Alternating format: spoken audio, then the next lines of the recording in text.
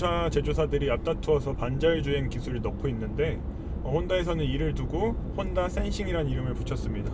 반자율 주행 기능은 막히는 도심이나 고속도로 장거리 주행을 할 때 유용하게 사용할 수 있는데 이런 기능이 있는데도 활용법을 잘 몰라서 못 사용하시는 분들을 위해 준비해봤습니다.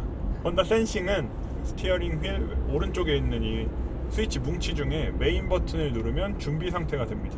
이 상태에서 마이너스 버튼에 셋이라고 써 있는데 셋 버튼을 누르면 이제 지금 현재 달리고 있던 속도로 설정이 됩니다. 여기서 플러스나 마이너스로 속도를 조절할 수 있고 이제 제한 속도에 맞춰 두면 이제 알아서 ACC는 작동하고 있는 겁니다. 그래서 앞차가 지금 멈추면 저는 브레이크를 밟고 있지 않는데도 이제 자연스럽게 브레이크를 밟죠. 또 이렇게 앞차가 출발하게 되면 자연스럽게 이렇게 가속을 하게 되고요. 속도를 맞춘 상태에서 또 오른쪽 보면 그 차선 가운데 핸들이 있는 모양이 있어요. 이걸 누르시게 되면 이제 차선을 인식하게 됩니다. 이제 차선을 인식하면 색깔이 안 칠해 있던 이 네모난 칸이 차선을 인식했다는 것을 알려주면서 하얗게 칠해지게 됩니다. 그럼 이 상태에서는 제가 스티어링 휠을 조작하지 않아도 이렇게 차가 알아서 커브도 돌고 자연스럽게 주행을 하게 됩니다. 근데 지금 같은 상황에서는 꽤나 급한 커브였음에도 불구하고 잘 따라가는 모습을 보여주는데요. 그래도 이게 스티어링 휠에서 손을 놓지 않는 게 좋습니다. 스티어링 휠을 계속 잡고 가는 게 좋은 것이 이게 놓게 되면 갑자기 급한 커브를 만났을 때 만약에 차가 차선 인식을 갑자기 놓쳤을 경우 제가 이렇게 놓고 있으면 그대로 바로 옆 차선으로 넘어가는 상황이 빈번하게 발생할 수 있습니다. 그렇기 때문에 이게 좋은 기능이지만 이렇게 손을 이렇게 얹고라도 가는 게 안전운전에는 많은 도움을 줄 수 있습니다. 제가 한 500km 정도 한 번에 하루 만에 주행을 할 때가 많은데 정말 유용해요. 이런 기능이 있으면. 앞차와의 간격은 총 4단계로 조절할 수 있는데 제일 멀게 설정했을 때 이 정도 거리 유지하고 있습니다. 가장 가까이 설정을 해보면 가장 가까운 거리는 한 차 2대 정도 들어가는 거리 유지해주고 있고요. 지금 CR-V에 장착된 혼다 센싱은 저속 추정 장치가 들어있어서 완전 정지까지 지원하는 기능입니다. 정지를 하고 나서 차가 왜 재출발은 자동으로 하지 않느냐고 의문을 가지시는 분들이 되게 많아요. 레벨 2 수준의 반자율 주행은 신호등을 인식하지 못합니다. 도로 표지판이나 신호등 체계를 인식하지 못하는 기능이기 때문에 그냥 빨간불인데도 가버리면 저도 덩달아서 이제 빨간불인데 교차로를 지나치는 그런 위험한 상황이 연출될 수 있습니다. 이 레벨 2 수준의 반자율 주행은 정지를 하고 나서 다시 재출발을 할 땐 스티어링 휠 버튼 플러스 버튼을 한번 눌러주거나 가속 페달을 가볍게 한번 밟아주면 다시 재출발을 하게 됩니다.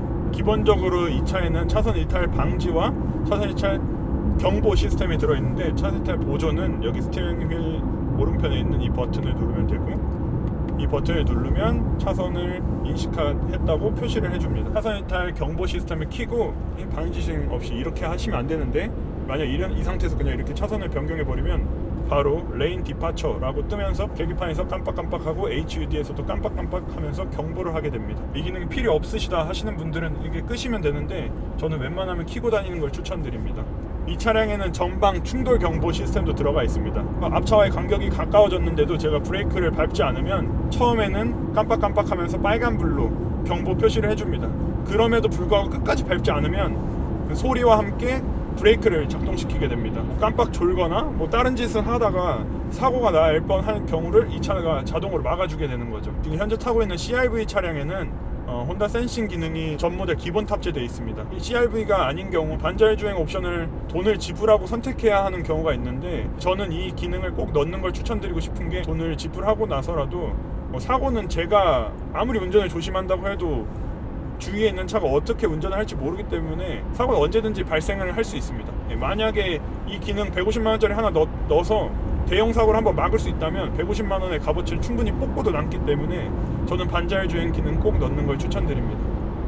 근데 이 기능에 또 단점 하나 있죠. 혼다만 그런 게 아니라 벤츠도 그렇고 현대도 그렇고 BMW도 그렇고 아직 옆에서 오는 차들을 인식하지 못합니다. 그냥 앞차만 보고 쫓아갑니다. 눈이 앞에만 달린 거죠. 그렇기 때문에 갑자기 끼어들면 그때는 제가 브레이크를 수동으로 조작을 해줘야 됩니다. 혼다 센싱의 문제가 아니라 아직까지 반자율 주행 기능이 많이 발전되지 않았기 때문에 발생하는 문제고, 앞으로 더 기술이 발전된다면 충분히 해결될 수 있는 문제입니다. 혼다의 준준형 SUV이자 CR-V의 뒷좌석에 앉아 있습니다. 네, 제가 앉아 있는 모델은 CR-V의 5세대 모델로, CR-V는 여러분들이 잘 아시겠지만 지난 2005년부터 2세대 모델이 국내에 소개가 됐었죠. 당시 2천만 원대 수입 SUV라고 소개가 되면서 상당히 큰 인기를 끌었었는데, 특히 3세대 모델은 SUV 최초로는 수입차 판매량 1위에 오르기도 하면서 상당히 국내에서는 인지도가 높은 그런 모델입니다. 그 이후에 이제 4세대 모델부터 고유가 파동으로 인해서 상당히 판매량이 주춤하기 시작하면서 이 5세대 이르기까지 살짝 회복을 못하고 있는 그런 모습을 보여주고 있죠. 특히 CR-V는 휘발유 모델밖에, 이 가솔린 모델밖에 없는 차종이기 때문에 그 영향을 더 크게 받은 면이 없지 않아 있습니다. 국내로 따지면 투싼이나 스포티지와 동급인 SUV이고, 토요타의 라브4나 폭스바겐의 티구안 정도가 동급 모델이라고 할 수가 있죠. 동급 모델에 비해서 휠베이스, 특히 투싼에 비해서도 휠베이스가 살짝 수치상으로 짧은데, 그에 비하면 상당히 실내 공간에서 넉넉한 모습을 보여주고 있습니다. 특히 레그룸이 이 투싼보다는 거의 산타페에 가까울 정도로 넉넉한 레그룸을 보여주고 있고, 이 헤드룸 역시 상당히 넉넉한 그런 모습을 보여주고 있습니다. 차량 특성 자체도 컴포트를 지향하고 있어서 승차감이 상당히 부드럽게 세팅이 되어 있습니다. 거기에 이 부드러운 쿠션의 시트가 더해지면서 승차감은 전반적으로 상당히 부드럽고 안락한 그런 특징을 가지고 있습니다. 다만 이 시트 방석 길이 자체는 준준형급답게 약간은 짧은 그런 길이를 가지고 있어서 허벅지가 살짝은 남는 그런 모습을 보여주고 있습니다. 이거는 급의 한계상 어쩔 수 없는 부분이죠. 뒷좌석 리클라이닝을 지원하기 때문에 살짝 각도를 눕혀서 장거리 주행 시에도 편안한 자세를 취할 수가 있게 됩니다. 전륜 구동 설계지만 사륜 구동을 갖고 있음에도 불구하고 이 뒷좌석 가운데 센터 터널을 상당히 낮게 설계해서 가운데 좌석에 승객이 탑승하더라도 큰 불편이 없는 그런 모습을 보여주고 있습니다. 다만 뒷좌석 승객이 앉을 경우에 안전벨트는 이 천장에서 내려오는 방식을 취하고 있기 때문에 이 부분은 조금 불편한 부분이라고 할 수가 있어요. 뒷좌석 승객을 위한 편의 사양으로는 가운데 이 넓이가 넉넉한 암레스트를 갖추고 있어서 장거리 주행 시에 확실히 편안한 그런 자세를 취할 수 있게 도움을 주는 그런 구성입니다. 이 뒷좌석 열선, 무려 3단계로 지원이 되는 뒷좌석 열선을 갖추고 있어서 수입차 치고는 상당히 뒷좌석 승객을 배려하는 그런 모습을 보여주고 있죠. 특히나 수입 차종 같은 경우에는 이 위급의 차종 역시 뒷좌석 승객을 위한 열선을 마련하지 않은 경우가 많은데, 이 부분은 상당히 친절한 부분이라고 할 수가 있겠습니다. 이 뒷좌석 에어벤트를 마련하고 있어서 그 위급 SUV들과 비교해도 전혀 뒤지지 않는 그런 구성을 하고 있는 것을 알 수가 있습니다.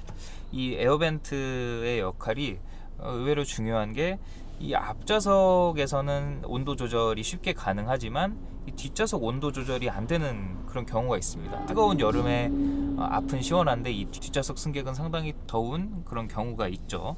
없는 것보다는 있는 게 훨씬 낫겠죠. 이 밑에 하단에 있는 에어벤트는 모든 차가 거의 다 있으니까요.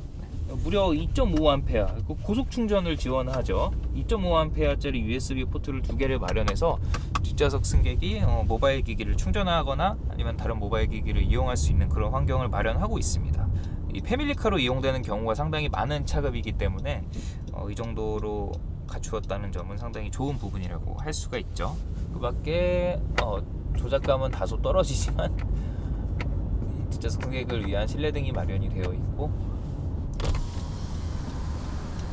이 뒷좌석 창문은 이 면적 자체가 상당히 넓고 이 상하향 원터치를 지원하고 있기 때문에 이 위급인 SUV들과 비교해도 전혀 뒤지지 않는 그런 구성을 하고 있습니다. 이 부분은 남지 않고 끝까지 내려갔으면 더 좋았을 것 같아요.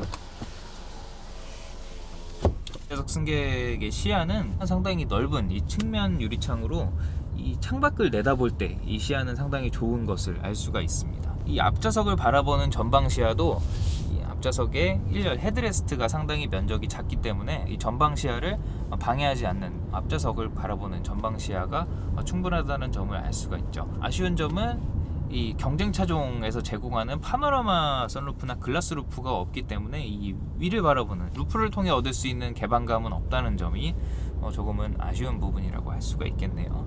전반적으로 살펴본 혼다 CR-V의 뒷좌석은 중형 SUV, 위급의 중형 SUV들과 버금갈 정도의 넉넉한 승객 탑승 공간, 이 편안한 승차감, 안락한 승차감이 장점이 될 수 있겠습니다.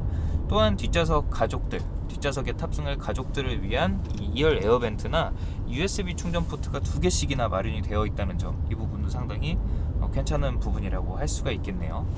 따라서 패밀리카로 이용하기에 상당히 좋은 구성이라고 말씀을 드릴 수가 있겠습니다.